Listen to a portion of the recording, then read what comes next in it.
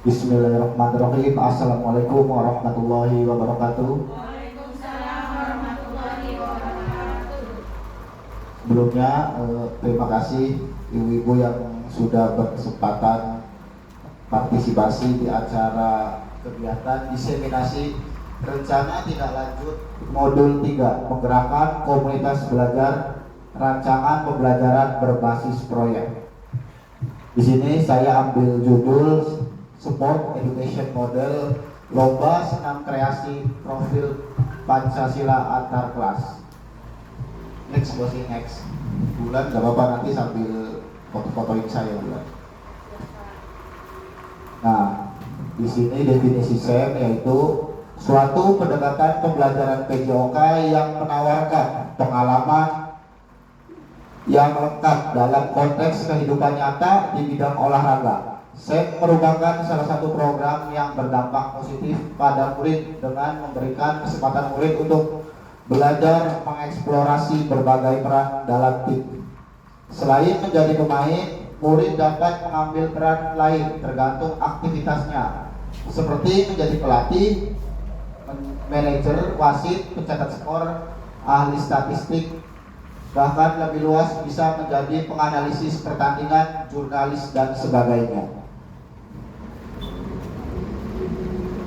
Di sini sesuai yang saya ambil judulnya Lomba Senam Profil Pancasila. Di akhir semester merupakan sebuah proyek pembelajaran yang mengintegrasikan konsep-konsep SEM dengan nilai-nilai luhur Pancasila. Kegiatan ini tidak hanya sekedar perlombaan, namun juga menjadi sebuah wahana untuk yang pertama menerapkan prinsip-prinsip SEM.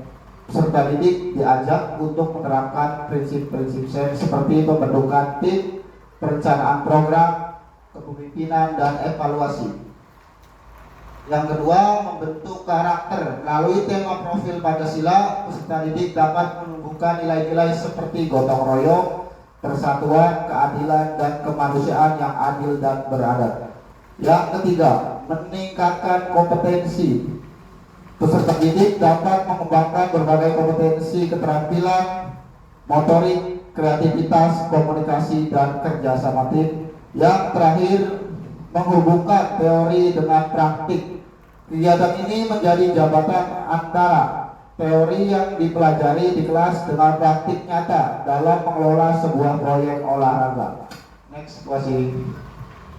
Tujuan dari kegiatan ini yaitu melalui pembelajaran SEM, peserta didik dapat yang pertama meningkatkan keterampilan motorik melalui latihan senam yang teratur. Yang kedua, melalui pembelajaran SEM ini, kegiatan fisik dalam senam akan berkontribusi pada peningkatan kesehatan dan kebugaran peserta didik. Yang ketiga, peserta didik bebas berkreasi dalam merancang koreografi yang unik dan menarik. Yang keempat, meningkatkan motivasi dan keterlibatan siswa dalam pembelajaran, menerapkan konsep belajar aktif di mana siswa terlibat secara langsung dalam kegiatan belajar. Nah, di sini ada capaian yang diharapkan. Capaian yang diharapkan melalui pembelajaran SEM ini dengan tema lomba senam, diharapkan peserta didik dapat mencapai beberapa capaian penting, diantaranya keterampilan olahraga. Yang pertama, meningkatkan kemampuan motorik, fleksibilitas, kekuatan, dan daya tahan tubuh. Yang kedua, menguasai teknik dasar dan lanjutan dalam senam. Yang ketiga, mampu menciptakan koreografi senam yang kreatif dan inovatif. Terus, aspek yang kedua adalah keterampilan sosial. Yang pertama, bekerja sama dalam tim secara efektif. Yang kedua, mengkomunikasikan ide dan gagasan dengan jelas. Yang ketiga, menghargai perbedaan pendapat dan keberagaman. Aspek yang ketiga, keterampilan kognitif. Di antaranya menganalisis dan memecahkan masalah dalam perencanaan dan pelaksanaan lomba. Terus mengevaluasi kinerja diri dan tim secara objektif. Selanjutnya, mengambil keputusan yang tepat dalam situasi yang tidak terduga. Aspek karakter yang pertama, menumbuhkan rasa percaya diri dan keberanian. Yang kedua, mengembangkan sikap disiplin dan tanggung jawab. Yang ketiga, menanamkan nilai-nilai Pancasila melalui tema lomba.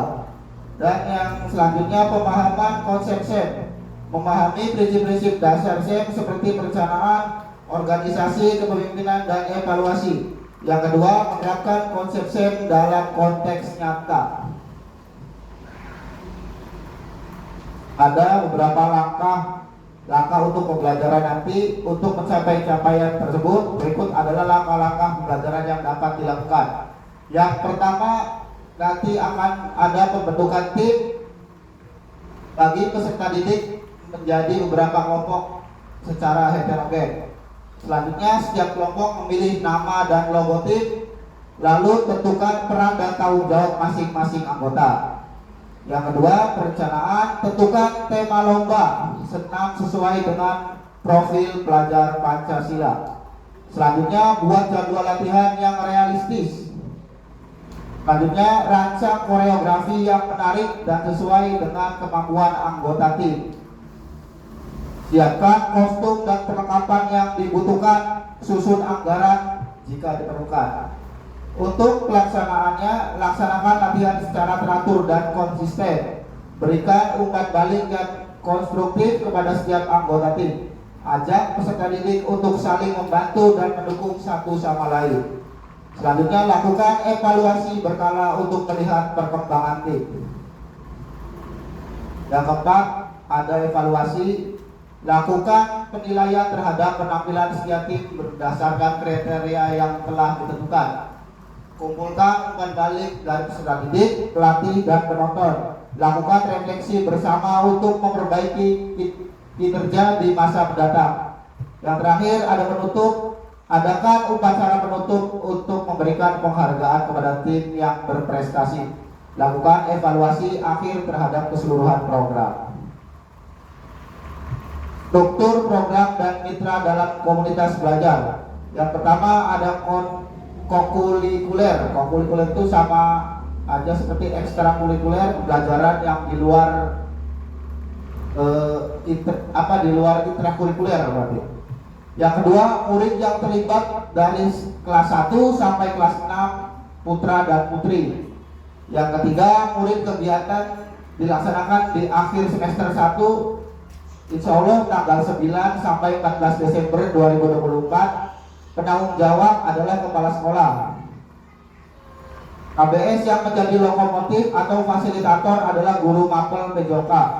Mitra dengan KBS dari guru kelas 5 sekaligus OPS yang akan berperan dalam pengarahan IT terkait publikasi melalui website sekolah dan sosmed sekolah. Mitra dengan wali kelas sebagai koordinator dengan masing-masing kelas kepanitiaan. Peserta dan pihak lainnya yang terlibat berasal dari murid. Next, posisi. Nah, pernyataan tentang kapasitas yang dimiliki sekolah. Sekolah kita memiliki aset manusia, memiliki kepala sekolah, guru, dan tenaga kependidikan sesuai dengan kualifikasi akademik sejumlah 9 orang. Yang kedua, aset finansial. Yang ketiga, murid yang berjumlah 96 orang. Masing-masing kelas akan mengirim perwakilannya sesuai minat dan bakat untuk menjadi panitia, peserta, juri, pelatih, dan penonton. Yang keempat, sekolah memiliki halaman yang memadai atau ruangan untuk kegiatan. Yang terakhir, sarana dan alat yang tersedia dalam pertandingan lomba. Rencana evaluasi. Dalam tahapan ini, implementasi pembelajaran SEM masing-masing tahapan harus dievaluasi, yaitu evaluasi dan refleksi penerapan SEM dalam PJOK. Hal-hal yang harus dievaluasi adalah yang pertama, tujuan pembelajaran dengan meninjau ketercapaian tujuan pembelajaran dalam SEM. Yang kedua, umpan balik dari murid, yakni dengan mengumpulkan pendapat peserta didik dari hasil refleksi. Yang ketiga, refleksi guru terhadap perencanaan, pelaksanaan kegiatan dan pengelolaan SEM. Yang keempat, evaluasi kinerja tim dalam pelaksanaan kolaborasi dalam pembelajaran SEM. Yang kelima, evaluasi manajemen kelas mengenai keaktifan peserta didik dalam pembelajaran.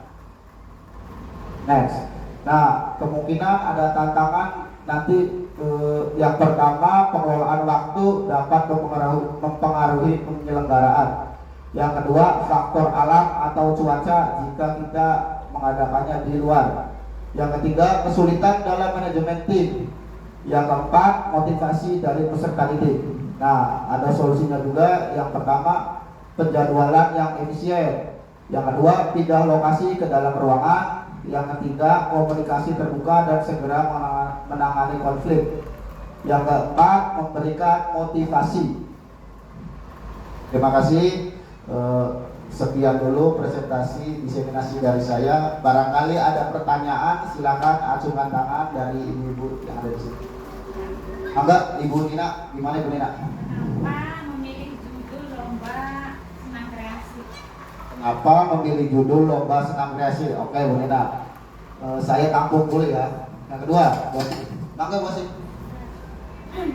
Pak, kan untuk mengadakan ini program Bapak itu kan membutuhkan biaya ya Pak ya? Iya, betul. Lomba ini. Nah, cara mendapatkan biayanya itu bagaimana ya? Oke.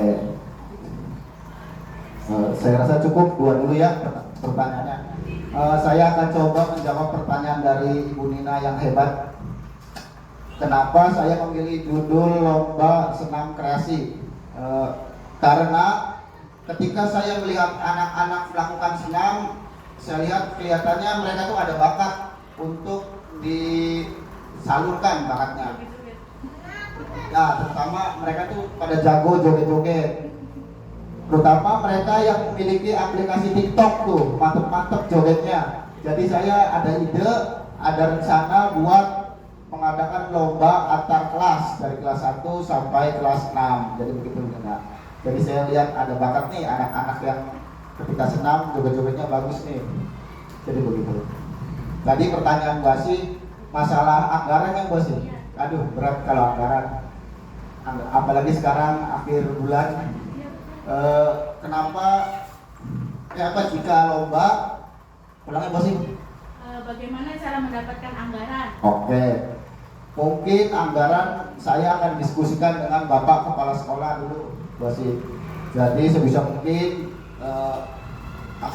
kita akan estimasikan biaya yang diperlukan supaya lomba berjalan dengan lancar dengan cara diskusi dengan Kepala Sekolah. Kalau Kepala Sekolah ACC, saya langsung garap dan langsung alokasikan untuk apa-apanya nanti. Nggak nyari donasi? Boleh, kemana ya kira-kira ya? PLT udah. Oke. Cukup? Berapa menit Mas?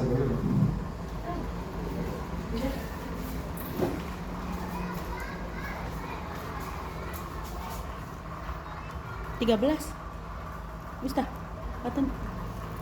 Penutup dulu, penutup.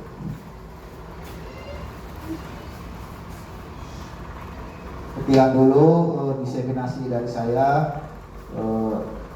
Terima kasih atas partisipasinya ibu-ibu yang hebat. Semoga ibu-ibu yang ada di sini tetap dalam lindungan Allah Subhanahu wa taala, tetap sehat selalu. Semoga dilimpahkan banyak sekali rezekinya. Kurang lebihnya saya mohon maaf. Mari kita tutup dengan membaca hamdalah. Alhamdulillahirabbil alamin. Taufiq wal hidayah. Wassalamualaikum warahmatullahi wabarakatuh. Waalaikumsalam.